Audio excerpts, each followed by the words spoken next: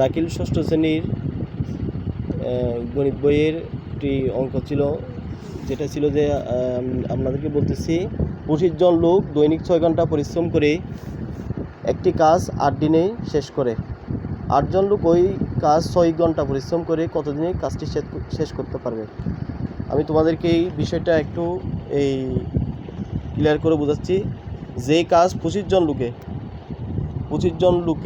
জনে করতে পারে 8 দিনে, 25 জনে করতে পারে 8 দিনে, একজনে করতে পারে 8 × 25, অর্থাৎ আমরা গুণ করছি 5 × 40 শূন্য, আর 8 × 16, এদিকে 4 কত 20, 200 দিনে।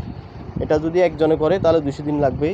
সুতরাং এই কাজ যদি 10 জনে করে আরও একটু দিন বেশি লাগবে। যেমন 10 জনে করতে পারি 200/10, অর্থাৎ ভাগ করলে আমরা 10 × 20, 2 পাইছি 0,